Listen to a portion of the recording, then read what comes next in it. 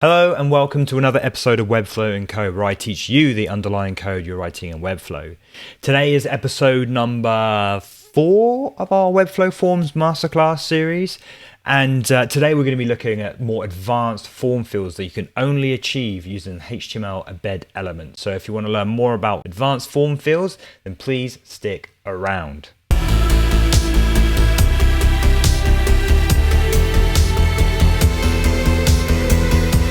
So if you haven't been caught up to date with the Webflow Forms Masterclass series, we've discussed the basic form elements that are given to you in Webflow. We've discussed multi-stage forms, so forms on different pages, each passing the value from one to the next. And finally, we've taken a look at conditional fields using JavaScript. So if any of that interests you and you kind of want to get up to speed where we are today, then I've got a playlist loaded onto my YouTube channel where you can obviously follow all those and get up to date with things. So if you're new here, my name's Samuel Gregory, and on this channel we talk all things front-end development, including no code and in particular accessibility. So if any of that interests you, then please do subscribe. So without further ado, let's jump into the code and start creating some advanced form fields. So the first form field is actually quite important for accessibility. It's the Fieldset element and the complementary legend element. And what these essentially do is that they group form fields together that are related to each other. So for instance, you might have 4 form fields for an address. So first line of your address, second line, city, postcode, all that kind of stuff. So you'd want to kind of group those together to tell an accessibility user that this group of elements are related to each other. So the downside with this element is that you can't use the native Webflow form fields. It's not the end of the world. There's no difference if you use the same classes. Then make sure you put the same classes on your elements within the HTML. But there is a slight downside to it. So let's dive in and take a look at what that looks like and what we can do to kind of circumvent the Webflow issue that I just spoke about. So here's a HTML embed element inside of my form here, and what we're just going to do is type Fieldset and close that there. So Fieldset, and the Fieldset needs a legend, which is essentially the title for all these form fields. So if we put a legend in here and then close it, what we're going to do is create a let's do an address. It's nice and easy. So let's just type address into that form, the Fieldset legend.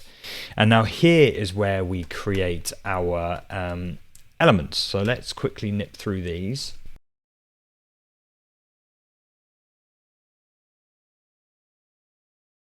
So here we have our final kind of field set here, and let's run through just a few things in case you haven't watched the previous episodes. So once again, we've got our legend, which essentially titles the entire group of elements. And then we have a label for each one of these inputs, which, as you'll know from previous episodes, every input needs a label, and you join them using the for attribute, which links to the ID. So you'll always see the for and the ID matching on all these things. The next thing to note is that the name is actually the sort of, I guess, title you give it on the back end, how if you're submitting this to Webflow, how it will look in your submissions table, kind of what's the name of this value. And all we've got is line 1, line 2, city, and zip code, like I said. So if we save this, then you'll notice kind of the style of it here. Let's quickly publish that, and so we can take a look at it in the browser. So here we go. Here's our kind of elements here. So you can see the address there, and each one of these has, well, exactly as you'd expect them. So how are we going to make these kind of look a little bit better? Well, again, I'm not a designer, I'm a developer, but what I'm going to do is show you the technique so you can apply your designs to these. So as most of you should be doing, is creating a style guide for all of the components and modules that are on your website and the variations. The reason why you create the variations as well, so selected and not selected, is that if you ever go to clean up your classes in the panel here, then because it's being used on the style guide page, when you click clean up, it actually won't clean up those classes. Let's remove these. They're probably all old and not being used anymore anyway. So So in your style guide page, again, I'm just going to mock it up here because there's no reason to create a new page just for the sake of it. I mean, a lot of this actually looks quite nice here. So let's style this input in the way that we would want to kind of style it. So I've given it a class of form input, and we're just going to play around here with some colors and various things just to kind of make it look a little bit different. So here we have our form field, very, very basic. I've removed the border. I've made it sort of darker, and when you hover it, when it's active, it becomes a little bit lighter and transitions that. So taking a look at our inspect panel here, we can see it's got two classes on it, form input and W input. The form input is obviously the one that I created. The W input is one that Webflow has created. And the default Webflow design kind of looks okay. So I'm probably going to take that class. I mean, let's take a look at what that class actually does. So it displays block, gives it a width, gives it a set height, a bit of padding, nothing crazy. But I'd like to keep that. Of course, if we don't want to use a W input class, you don't have to, but then you're missing out on a few of these things. I mean, let's remove that class just to see what it looks like, and it probably, yeah, see, it doesn't look so good. So you're probably going to want to replicate the W input class to some capacity, you know, whether you take all of the styles or not. But these are the two classes that I'm kind of interested in here, so let's take those and add them into our code. Here's my inputs here. So if I go class equals that, let's copy that so it's easier to move.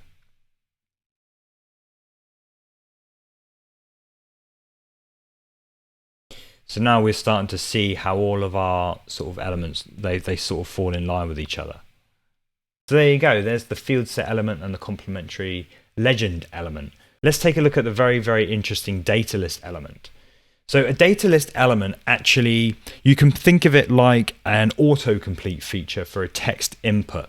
So if you were to say use an input field of fruits, you know, you can set a data list of all the different kind of fruits, any number of different fruits that the user could put in that field, and it presents them with a kind of pop-up or a drop-down menu of the sort of the closest fruit that they might have typed. So if they type A, it would show a few different fruits in that belong with the letter A, for instance. You might think, why would you use this when we have a select field? Well, this gives them the opportunity to actually type whatever fruit they want in there. You know, we're helping them out by giving them suggestions, but they might think of a fruit that we actually don't have in our list. So they're still able to choose the fruit of their liking. We're not preventing them from doing that like a select box would. So what does a data list look like? Keeping in our HTML embed element here, let's insert a label and say fruits, okay, and then and then we just want to do an input of type text, name,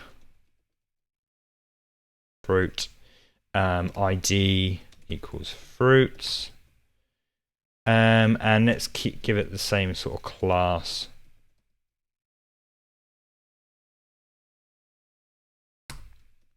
That we have there.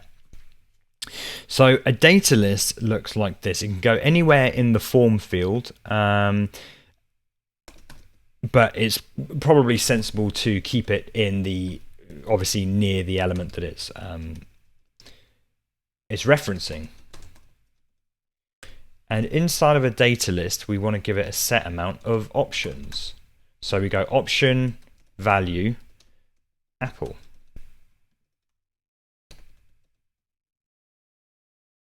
Banana,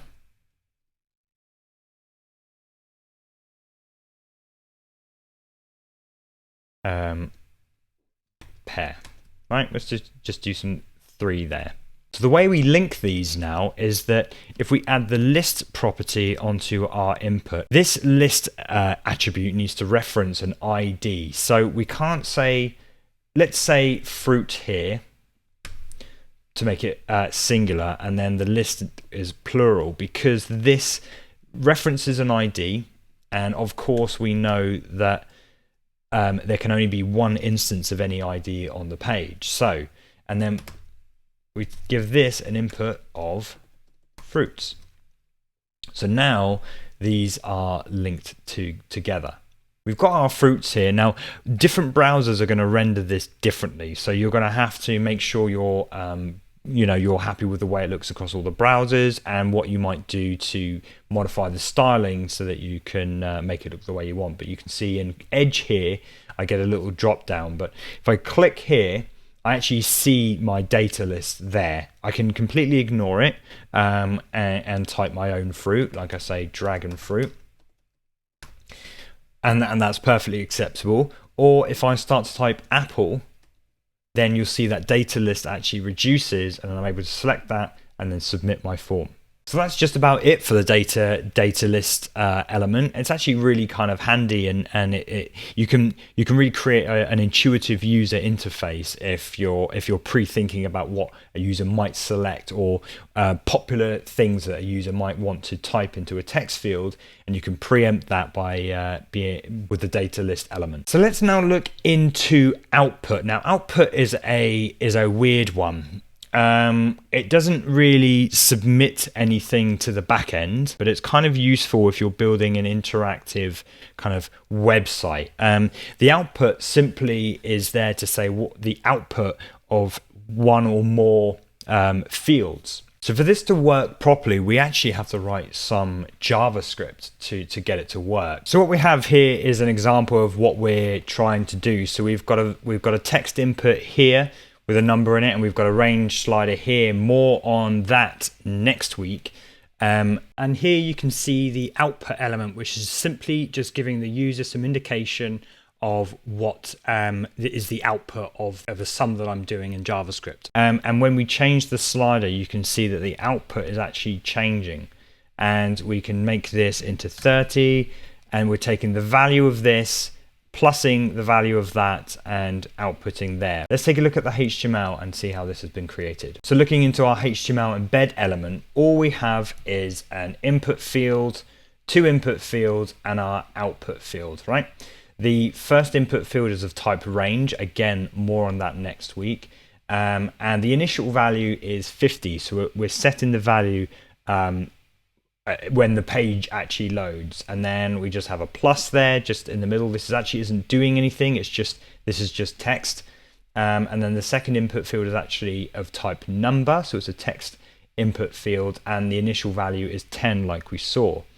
And then we're creating an output field, and there's a couple of interesting things here. So for this output field to understand and recognize what two inputs it's taking its total from, it's a space separated list of IDs. So we have an ID of A for that, which you can see there, and an ID of B for that. This can be actually 1, 2, or 3 inputs that this is taking a value from. But you must remember, this is we still have to set the value with JavaScript, right? And there's a reason why this is 60, is because 50 plus 10 is 60. So if the user does nothing, then all of this kind of checks out. We're actually taking the total of A and plus B, and then we're getting 60. But because this is an interactive, we need to use JavaScript so that if any of these two change, we then need to update this output to whatever that is.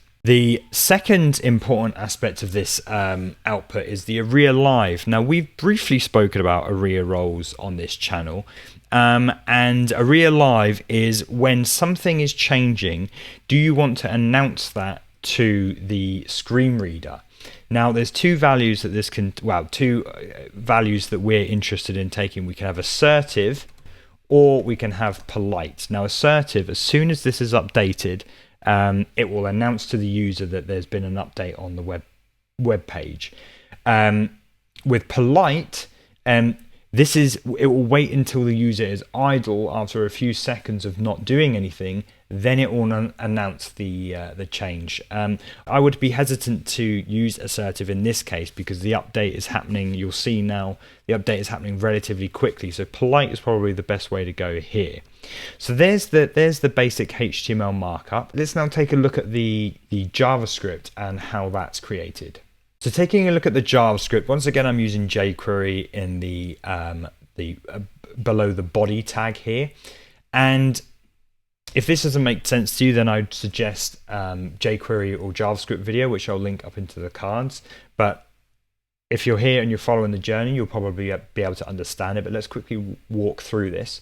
So we're creating a variable or a constant named $form, and we're using jQuery to get an element with the ID of email form, which, if you haven't guessed already, which is the form we've got on our page. So we're storing the result of that in a variable called form. Again, the dollar being a convention to let me know that this is a jQuery object.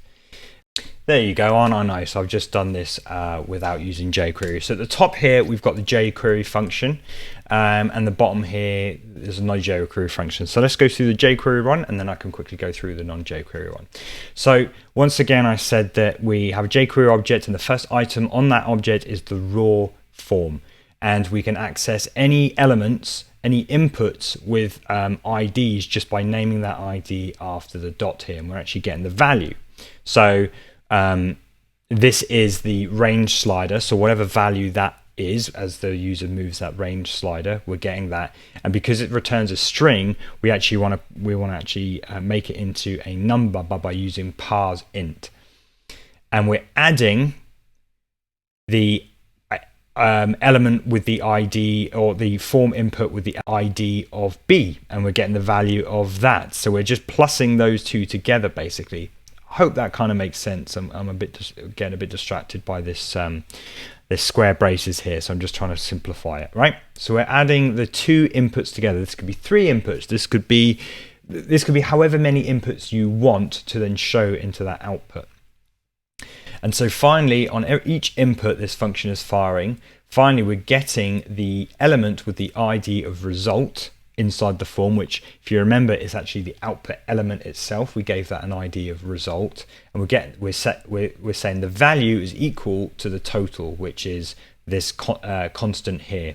So that's by doing it with jQuery. Without jQuery, just plain old JavaScript, we use getElementById, and we can get the email form. And then we're adding the event listener input, and then we're firing the function. Lots of similarities so far. And then, so the total instead is that because we actually have the raw HTML element here, we don't need to use the kind of square syntax up here. And then we can directly get the element with the ID of A, add that to the element of ID in B, make sure they're both numbers because you can't do maths on string, of course. And then we're setting the result, the element with the ID, the result, the value equal to total. Hope that makes sense. Let's comment this out. So let's once again just run through what that's doing. So we've got 50 because we know the initial value here is 50. And in fact, let's get our inspect panel if we take a look at that. So we've got 50 and that's 10. Both those added up is 60. But as we change this, we're not doing anything in the JavaScript to change the value here, but you can rest assured that when it submits to the backend, it will be the correct value. And then once again, just demonstrating that actually we can just make that into any number. And because that triggered an input event, you can then see it live updating there. There we go, that's the output element. And an interesting way just to create a bit more of an interactive form or web page. You might use this in a game or something like that. So last but not least, we're going to take a look at the Optgroup element, right? And this, once again, is something we can only achieve using the HTML embed element. Essentially, it modifies the select input, not the native Webflow one, but the one that we have to then write in our HTML embed element. It groups the options that are available. So let's just take a quick look at what that looks like. So here we have a choose a car form element here. And when we select the drop down, you can see that we've got some separation of all the select inputs here. So let's take a quick look at how that was created. So this is what it would look like if we weren't using opt groups, so just a standard select field. How we add opt groups or option groups is simply by wrapping the options that relate to that group in an opt group. And then we label that we give it a label with Swedish cars, German cars, American cars, whatever. And essentially all that does is then group all the elements on the drop down, as you can see there. So again, not groundbreaking stuff here, but just a way to create a bit more of an intuitive, informative and accessible Webflow form. So if you enjoyed this episode, then please do give it a like. It's the easiest way to let me know that you're enjoying this series. And if you're new to this series, then make sure you hit subscribe, because we have another couple of episodes lined up for the Webflow Forms Masterclass. So let me know in the comments any interesting ways you think you could use these elements. And of course, let me know if you have any questions or you want me to clarify anything. I am always in the comments section. So until next time, happy no coding.